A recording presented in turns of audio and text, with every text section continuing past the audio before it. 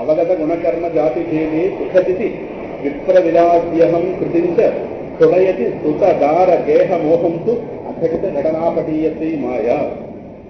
పరమాత్మగా మనం ఉన్నాడు, మన స్వరూపంలో కర్తృత్వ భోక్తృత్వాలు లేవు. అంటే కర్మ చేయవలసిన అవసరము, నేను కర్మ చేస్తున్నాననే భావన, కర్మ చేస్తే ఫలం వస్తుందనో, ఈ ఫలం వస్తే కానీ ఆనందించలేనో, ఇటువంటి ఉత్సభావాలు లేదు, అవకాశమే లేదు అక్కడ. పరిపూర్ణ ఆనంద స్వరూపం. కర్మతో పనేంటి, కర్మఫలంతో పనేంటి, ఇది కదా మన నిజ స్వరూపం. అక్కడ గుణాలు లేవు, దోషాలు లేవు, 3 గుణాలకు అతీతమైన స్వరూపం.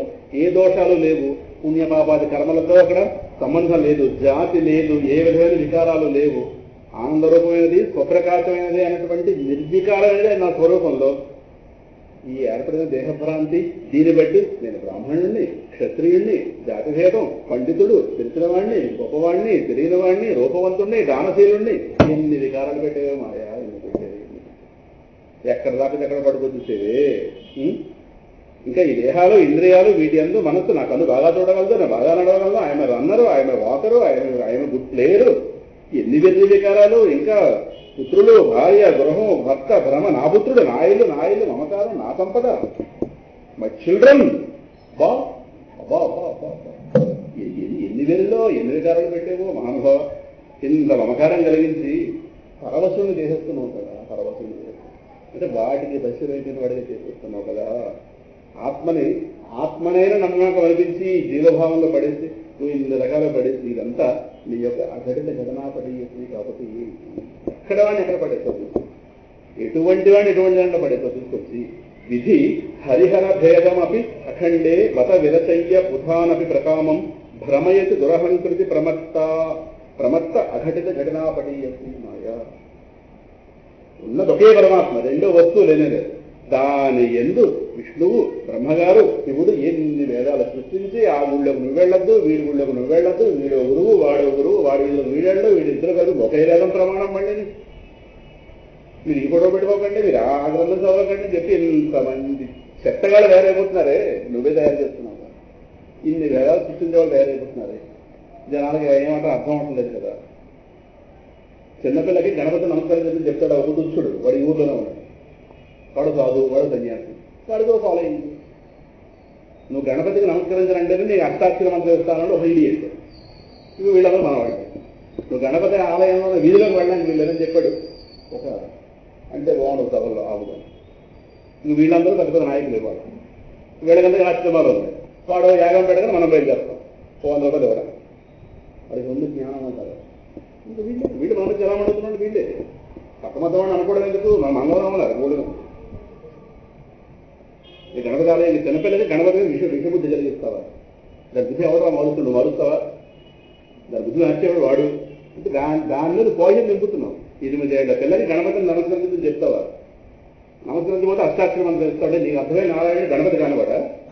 నీకు వాడు చెప్పాడు అసలు వాడు సంబంధం లేదు. నేను చీల్చిద్దా పడుతుంది, వాడి బుద్ధి లేదు, నేను చీల్చలేదు. మళ్ళీ నువ్వు పెద్ద నామం పెట్టి తిరుగుతావు, రోడ్లు మీద కర్రలు పడుతుంది. నువ్వు గురువుకి నీకు జనం చూస్తున్నాడు పరమాత్మ. చూద్దాం ఏం జరుగుతుంది. ఇది ఎన్ని భేదాలు. శివాలయంలో వీళ్ళు పెడుతున్నా ఒకటి చెప్తాడు. చెత్త ఎవడో చూస్తాడు, నేను మధ్యాహ్నంలో వీడి ఆవిడ చూస్తుందా? ఎవడో చూస్తాడు, నేను చూసి నేను అక్కడ వాడే ఆ కపాలం తీసుకుని ఒళ్ళో పెట్టుకుని తర్వాత ఎలా చేస్తాడో గ్రంథంలో కూడా ఉంది. అయ్యో ఉన్నంతకాలం నన్ను స్మరించలేదు, ఇప్పుడు నువ్వు నన్ను పట్టుకోలేదు, నేను పట్టుకుంటానని చెప్పి ఆ ఎముకముఖ చూసి ఒళ్ళో పెట్టుకుంటాడు పరమాత్మ. ఇది శ్మశానంలో శివలీల. ఆయన తెలిసేది ఎవరు చేస్తారు, వీళ్ళందరూ వదిలిసేస్తారు. ఎవరు రాకుండా చూసేది వాడికి ఎలా అర్థమైంది. వాడి తప్పు కాదు, వాడి దగ్గరికి వెళ్ళేవాళ్ళ బుద్ధి లేదే వీళ్ళకి. ఆ మాట అనండి వాడి మీద కూడా కొడతారు. ఇటువంటి కాలం బయలుదేరింది. భేదమపి అఖండే, అఖండ తత్వంలో ఈ ఖండాలు చేయడం నీకెవడు హక్కిచ్చాడు? వేదమాత చెప్తోంది. వేదమాత చెప్పింది శివుడిని, వేదమాత చెప్పింది విష్ణువు. నువ్వు వేదం సృష్టించడానికి అంటే వేదం ప్రమాణం అంటావు, ఓ దేవతం తీసుకోవాలి. గణపతి చెప్పింది వేదమే, కందుడు చెప్పింది వేదమే, దుర్గం చెప్పింది వేదమే. వేదం చెప్పితేనే దేవత, వేదం చెప్పింది దేవత కాదు. దేవత నిర్ణయించింది వేదము. ఆ వేదం నిర్ణయించిన దేవత కాదని నువ్వే ఒకటివి. ఎక్కడి నుంచి వచ్చావు? మనకు వేద జ్ఞానం లేదే. వాడు వేదం కలుగుతా మనం కలుగుతాం. మనం ఒకరు ఉన్నాక ప్రతి వాడిని హీరో చేసేస్తాం. వాడి కోట్లు ఇస్తూ రాత్రి వాళ్ళు కూడా ఊగుతున్నారు అక్కడ. వాడు నామం పెట్టుకోగానే వాడిని చూడగానే వాడు మహావిష్ణువు దిగొచ్చినట్టు మన భ్రాంతి. ఇది వాళ్ళు భ్రాంతుల్లో పడ్డా కాబట్టి చెప్తున్నాం. వాడు ఎంత డబ్బు కొట్టుకుపోతుందో మనకు తెలియదు. యాగం చేస్తున్నాడు, అందరూ ఎంత పట్టుకుపోతున్నాడు ఎక్కడ చెప్పాలని చూద్దాం, చెప్పరు. మనం అడగం. ఎంత ఖర్చు పెడతారు, ఎంత పట్టుకుపోతున్నారు. ఈ డబ్బుతో పని ఏంటి నీకు? డబ్బు కోసం యాగం చేస్తారు, అదే రాదు. కానీ పబ్లిసిటీ రెండు కావాలి. పబ్లిసిటీ కావాలి, మన పబ్లిక్లో తగ్గిపోకూడదు. డబ్బు వచ్చే రాష్ట్రం, ఆశ్రమాలు డబ్బులు, ఆశ్రమాలు డబ్బులు, ఆశ్రమాలు. జ్ఞానం ఇస్తున్న వాళ్ళ దగ్గరికి వచ్చిన వాడికి నాశనం అయిపోతున్నారు. మీ దగ్గరికి వచ్చిన వాళ్ళు వాళ్ళు జ్ఞానం అయిపోయింది. జుట్టు అలా తిప్పుకుంటున్నావు, గాంధీ జుట్టు ఇద్దులాగా వాళ్ళు అలాగే తిరుగుతారు. అయ్యో ఇంతకాలం అవుతున్నావు, శాంతి వచ్చిందని వాడు ప్రశ్నించుకోడు. చెప్పే ప్రయత్నం చేస్తే మారదు, శత్రుత్వం అనుకుంటారు. ఇది జన్మలు పోతున్నాయి ఎలా పడడం కలిసి దురదృష్టం. సరేనా? అది ఈ విధంగా అంటే జారిపోయిన క్షణం నిలబడ్డం కష్టం. సత్యం అంత సూక్ష్మంగా ఉంటుంది. ఈ హడావుడు కనిపిస్తుంటే హడావుడు 4 లైట్లు పెట్టగానే అక్కడ హడావుడితో వెళ్ళిపోతా ఉంటాయి. లైట్లు పెట్టే సత్యం కాదు, జ్ఞానం కావాలి. రమణమహర్షి గారికి ఏ మేకప్ ఉండదు కానీ ఎవడు వెళ్ళాక అదే ఉందంటే గోచి అంటే గోచి ఉంటే జ్ఞానం లేదని మన లెక్క. అది ఇలాంటి నిర్ణయాలు మనవి. సరేనా? అందుకోసం చెప్పింది. అందువల్ల భ్రమయతి దురహంకృతి.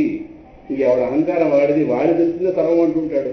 పక్కవాడిది వినడు. శాస్త్రం, జ్ఞానం, సంప్రదాయం బోధ లేదు కనుక అఘటిక ఘటనాపటి మాయా ఆచార్యుల వారు మాయా విలాసం ఇక్కడ చెప్పి, అందువల్ల తనను ఆశ్రయించిన వాళ్ళకి ఉన్నటువంటి ఈ మహావ్యామోహం, వ్యామోహము, మోహం అంటే సత్యాన్ని తప్పుగా నిర్ధారించడం. సత్యాన్ని ఎప్పుడైతే తప్పుగా నిర్ధారించామో ఏర్పడదని మోహం అంటారు. మోహశక్తి లోపల ఉందా? ఒక తాగుబోతు వాడు ఎదురుకుండా ఉన్నవాడిని సరిగ్గా ఎస్టిమేట్ చేయలేడు. కారణం చూడనివ్వని ఆ మత్తు ఆ లోపల ఉంది. ఆ మత్తు వాడిని తేడాగా ఆలోచించలేదు. అలాగే మాయా వ్యామోహం ఎప్పుడైతే బుద్ధిలో కూర్చుందో ఇంకా తప్పుడు నిర్ణయాలు ఏర్పడతాయి. కనుక ఈ మాయాశక్తి విలాసం ఏదైతుందో ఈ మాయాశక్తి విలాసం కల్పిత మహావ్యామోహాన్ని సంహరించే గురుమూర్తి దక్షిణామూర్తి. సంహరిస్తే కానీ అంటే ఆవిడ దారవమంటాడు, దారవమంటే పెద్ద ఆవిడ దారవగానే తస్మై శ్రీ గురుమూర్తయే నమ ఇదం శ్రీ దక్షిణామూర్తయే అయిందా? తర్వాత శ్లోకంలో ఇందాక చెప్పినట్టుగా అందరి మల్లులను జయించుకుని ఒక్క నిలబడేటవాడు శూన్యం. అంటే శూన్యం తత్వమా? కాదు. వాణ్ణి పడగొట్టాలి. మళ్ళీ చెప్తున్నాను, దేహాన్ని ప్రాణం కాదు. దేహాత్మవాదుల్ని ప్రాణాత్మవాదులు పడగొట్టారు, ప్రాణాత్మవాదుల్ని లేదు దేహాత్మవాదుల్ని ఇంద్రియాత్మవాదులు పడగొట్టారు, ఇంద్రియాత్మవాదులు ప్రాణాత్మవాదులు పడగొట్టారు, ప్రాణాత్మవాదుల్ని మనస్సు ఆత్మానవాళ్ళు పడగొట్టారు, మనస్సు ఆత్మవాడిని క్షణిక విజ్ఞానాత్మవాదులు పడగొట్టారు, వాడిని శూన్యవాదులు పడగొట్టారు. ఎంతమందిని పడగొట్టి వీళ్ళు నిలబడ్డారు. సో వీడిని పడగొడితే అందరినీ పడగొట్టాడు. అందరినీ పడగొట్టి వీడు నిలబడ్డాడు. వీడు పడగొడితే వాడు పడగొట్టింటే కాదు. దీన్ని ప్రథమ మల్ల న్యాయము అంటారు. ప్రథమ మల్ల న్యాయం. అందరినీ గెలుచుకొచ్చిన వాడిని మనం గెలిచేస్తే అందరినీ మనం గెలిచినట్టు. మళ్ళీ వాడిని వాడి వద్ద వేరే యుద్ధాలు చేస్తాం. అది సంగతి. ఇప్పుడు ఆచార్యుల వారు చేసేది సత్యం. శూన్యత కాయ ఒకదానైనా, ఓ శూన్యవాది please come here and sit down with me. Let us discuss what శూన్యం ఈజ్. రాహుగ్రస్త దివాకరేందు సదృశః మాయా సమాచ్ఛాదనాత్ సన్మాత్రః కరణోపసంహరణతః యః అభూత్ సుషుప్తః పుమాన్ ప్రాగస్వాప్తమితి ప్రబోధ సమయే యః ప్రత్యభిజ్ఞాయతే తస్మై శ్రీ గురుమూర్తయే నమ ఇదం శ్రీ దక్షిణామూర్తయే. రాహుగ్రస్త దివాకరేందు సదృశః మాయా సమాచ్ఛాదనాత్ సన్మాత్రః కరణోపసంహరణతో యో భూత్ సుషుప్తః పుమాన్ ప్రాగస్వాప్తమితి. ఇది ప్రాక్ అస్వాప్తమితి.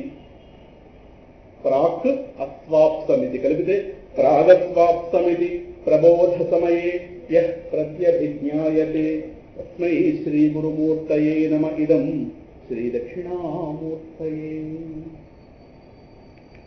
అది ఇప్పుడు ఆచార్యుల గారు చెప్పేది ఏంటంటావు? శూన్యమా? గాఢ నిద్రలో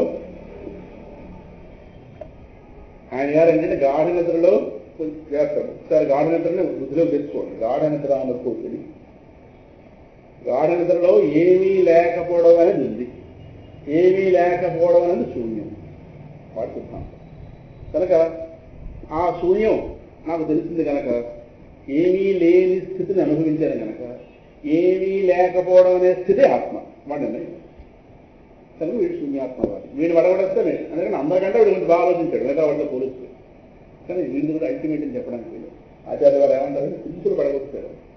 గాఢ నిద్రలో ఏమీ లేదు అని చెప్తున్నావు అంతే కదా. ఏమీ లేదని ఎవరో తెలుస్తుంది? పక్కింటి పడిగా పైంటి పడిగా మన గాఢ నిద్రలో ఏమీ లేదని ఎవరో తెలుస్తుంది? అంటే మనం ఉన్నామా లేదా అక్కడ? ఎంత తెలిసిందా లేకపోతే తెలిసిందా? ఆ ఉన్న మనం శూన్యమా? మనం శూన్యం అయితే ఎందుకు చేస్తాం? మళ్ళీ పైకి వచ్చామా లేదు? మనం శూన్యం కాదే. మనం శూన్యం అంటే ఏమీ లేకపోవడం, ఏమీ లేదు. ఇప్పుడు ఆ గది ఉందండి, ఆ గది రిపేర్లు అవుతుంది.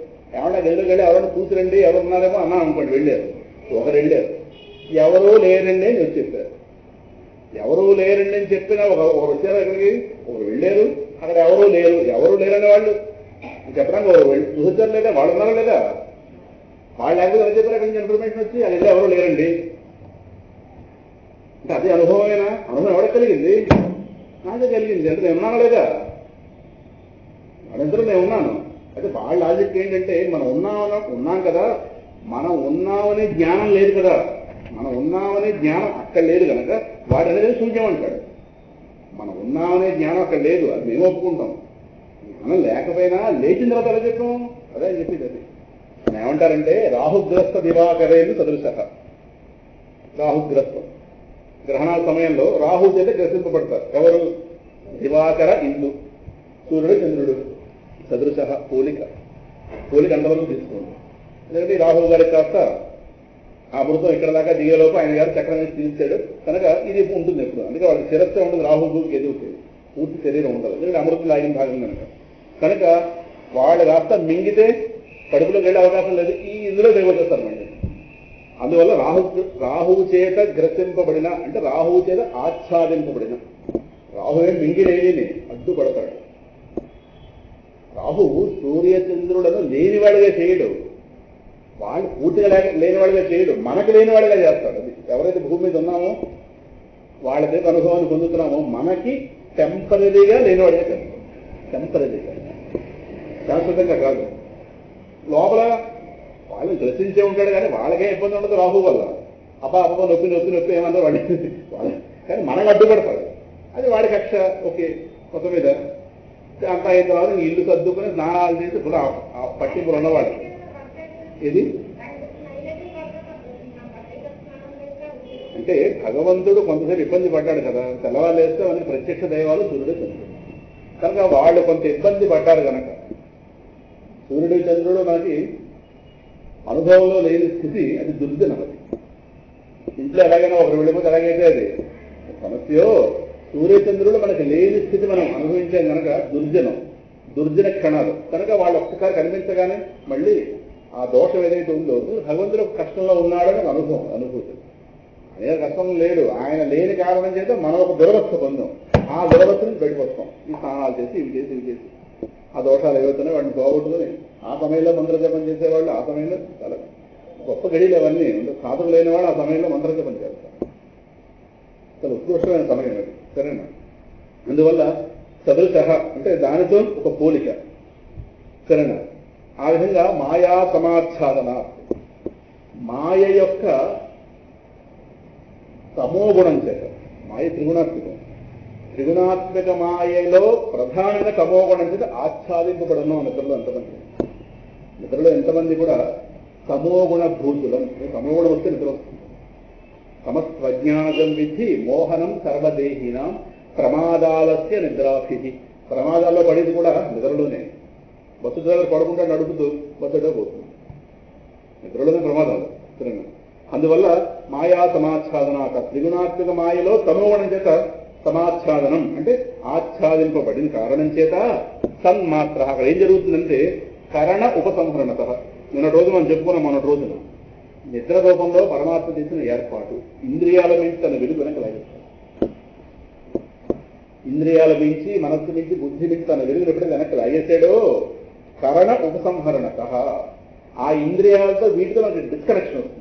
టెంపరీ మనం ఎవరు? ఆత్మ. ఎందుకంటే అది టెంపరీ ఏర్పాటు. అయితే సాధన చేసి భగవంతుడు పొందడం ద్వారా శాంతినే పొందాలి. మరి ఈలోపు టెంపరీగా ఆ గొడవ నుంచి విశ్రాంతి వద్ద అందుకోసం పరమాత్మ నిద్ర. సో ఎప్పుడైతే ఆ ఇంద్రియాల నుంచి వీటి నుంచి తన వెలుగు వెనక లాగేశాడో అవి మనకి లేనివే. అది కరణ ఉపసంహరణ. కరణాలంటే మనస్సు, ఇంద్రియాలు ఇవన్నీ మన పనిముట్లు. ఇవన్నీ ప్రపంచాన్ని తెలుసుకోవడానికి పనిముట్లు. ఇవన్నీ దేహం, ఇవన్నీ వీటిని వెనక లాగేస్తాం. అందువల్ల దేహం ఉన్నా మనకి లేనిదే, ఇంద్రియాలున్నా మనకి లేనిదే. ఇదంతా కూడా లోపల నుంచి చూడాలి పూర్తిగా. ఈ పైకి నుంచి చూడడం కాదు, దేహం నుంచి చూడడం కాదు, లోపల దేహము లోపల ఈ అవస్థ అనుభవిస్తున్న నాకు ఇక్కడి నుంచి నేను చూడాలి. అక్కడి నుంచి చూస్తేనే గాఢంగా తెలుస్తుంది. సో నాకు అక్కడ బయట వాళ్ళు చూస్తుంటారు మనసమే పడున్నట్టుగా, వాళ్ళు దేహం దృష్టితో చూశారు. మనకు దేహం స్పర్శ లేదు. అక్కడ దేహస్పర్శ లేదు కనుక లోకస్పర్శ లేదు. అలా కట్ అవుతూ వస్తుంది. దేహస్పర్శ ఆగానే లోకం ఆగుతుంది. తర్వాత ఇంద్రియాలు వెనక్కి లాగుతాడు, బుద్ధి లాగుతాడు, మనసు లాగుతాడు. ఇవన్నీ వెనక్కి లాగడంతో కొంతసేపు తాత్కాలికంగా లోకం ఆగుతుంది. వస్తే ఈ గొడవ ఒక్క మాటలో చెప్పాలంటే గాఢ నిద్రలో విపరీత జ్ఞానం టెంపరీగా ఆగుతుంది, అజ్ఞానం మాత్రం. అందువల్ల తన్మాత్ర కరణ ఉపసంహరణత. గాఢ నిద్రలో ఉంటాం కానీ ఉన్నాము అనే జ్ఞానం. ఇప్పుడు మనందరం ఉన్నామనే జ్ఞానంతో ఉన్నాం అనుకుంటున్నాను కదా. ఇలా ఉండదు నిద్రలో. వాడు అదే చేసి ఈ జ్ఞానం లేని కారణం చేసి వాడు ఎంతవరకు అర్థమైందంటే, అంటే పరమాత్మ ఏం చేస్తాడంటే దీని అంతటినీ ఈ గొడవలు ఏవైతే ప్రస్తుతం ఉన్నాయో, ఈ ద్వైతం, ఈ ప్రపంచం గొడవలు, ఈ దేహం, యాతన, కష్టాలు, సుఖాలు, గతం, వర్తమానం, భవిష్యత్తు, ఈ అల్లరి, గోల, బాధ్యతలు, కర్తవ్యాలు, అనుకున్నవి అనుకోనివి, ఇవి మిగిలిన కష్టాలు, సుఖాలు, ఇవన్నీ అనుభూతులు, ఇవన్నీ ఈ చెత్త మొత్తం పక్కన అవుతాడు. ఈ చెత్త కుప్ప మొత్తం నుంచి బయటకు రాగి టెంపరీగా మనం వేరు చేస్తాడు కానీ మన జ్ఞానం మనకు వాటి నుంచి విముక్తి మాత్రమే. టెంపరీగా దీని ఏమంటారంటే విపరీత జ్ఞానం ఆగుతుంది, అజ్ఞానం మాత్రం. అజ్ఞానం అంటే నేనెవరో నాకు తెలియని స్థితి. విపరీత జ్ఞానం అంటే నేను కాని వాటిని నేను అనుకోవడం. ఈ నేను కాని వాటిని నేను అనుకోవడం ఆగుతుంది. అదే నిద్రలో ఎవరికి దేహం తెలియదు, కారణం దేహం మనం కాదు కనుక. మనం కాని వాళ్ళు దూరంగా పోతాయి. అంటే ఇలా ఫిజికల్గా సెపరేట్ అవ్వం, లోపల చేస్తాడు మెకానిజం అంతా. మనల్ని వేరు చేస్తాడు. వేరు చేసి మనల్ని మాత్రం అజ్ఞానంలో ఉంచుతాడు. అంటే మీరు ఒక మాట ఏమన్నా అక్కడ జ్ఞానం చూస్తే బాగుండదు కదా, అమ్మా అదే అయితే నేను ఇవన్నీ చెప్పుకోవడానికి అయితే అది ఆయన ఆలోచించింది. మీరు సాధించుకుంది తర్వాత మీరు సాధించుకుంటే అబ్బా తెలియజేట్లు అంటే ఏమన్నా కొద్దిగా తెలివితేటలు ప్రవర్తిస్తే కుదరదు. ఏమో కుదరదు, చాలా తెలియదు. మీరు ఎలా తెలివితేటలు ప్రవర్తించినా వాడు ఎంత లాగా అంతలాగా పొరపాటును కూడా తనతోనే కలిపి ఉంచుకుంటాడు. కానీ ఎక్కడ చిన్న ఖర్చు కూడా ఇవ్వడం ఏదో కక్కేస్తాడు. అలాగా మాయా సమాచాదన ఏదో కక్కేస్తాడు. అంటే మీకు ఒక సరైన ఉదాహరణ చెప్పాలనుకుంటుంది. ఉదాహరణ, పిల్లవాడికి వాడి మీద ఒక గుడ్డ కప్పించి నోట్లో స్వీట్ పెట్టడం. ఎవరు పెట్టాడో తెలియదు, స్వీట్ మాత్రం పెట్టాడు. అలా అనుకోండి, ఒక గుడ్డ కప్పించి వాడి మొహం మీద వాడు నోట్లో స్వీట్ పెట్టామనుకోండి, ఎవడరా అని అడుగుతాడు. ఎవడో తెలియదు కానీ స్వీట్ మాత్రం నోటు కలుగుతుంది. ఎవరు పెట్టాడు అంతే గాఢంగా. పెట్టింది వాడే, పెట్టిన వాడు తెలియదు. అబ్బా అంటే ఎప్పుడైతే దుఃఖాలు అడిగాయో దీన్నే ఆనందం అనుకుంటాం మనం. దుఃఖాలు ఎప్పుడైతే టెంపరీగా యాబ్సెంట్ అయ్యాయో, ఈ ఒత్తిడి మొత్తం ఎప్పుడైతే ఆగిందో వెంటనే అక్కడ రిలీఫ్ వస్తుంది. అర్థమవుతుందా? అంటే ఇది ఎలాంటిదంటే రాజుగారు కొరడ దెబ్బలు కొడుతున్నారు. ఆ కొట్టినవాడి దెబ్బలకు వచ్చింది. అమృతాన్ని రాసుకుంటారా కొంచెం బాగా అన్నట్ట రాసుకుంటూ వాడి కాపురం పెడుతున్నారు. వాడికి కొట్టినవాడి అన్ని దెబ్బలు అవుతున్నాడు.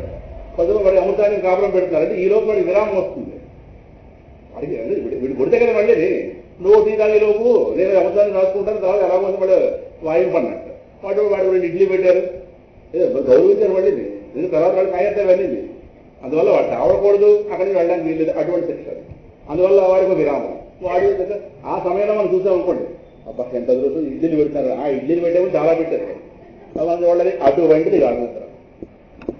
తెల్లారు లేస్తే మళ్ళీ తగలడానికి బోర్డు పెట్టాను. విరామము తాత్కాలిక విరామం. పైకి రాగానే అదే గాఢ నిద్రలో పిశాచాలు వదిలేస్తాయి కానీ దెయ్యాలు వదిలేస్తాయి కానీ దెయ్యం వదలడు. మనం ఒక మాట కథంలో చెప్పాను. ఇదే దక్షిణామూర్తి గాఢ నిద్రలో దెయ్యాలు వదిలేస్తాయి, మెలుగులో రాగానే దెయ్యాలు వస్తాయి.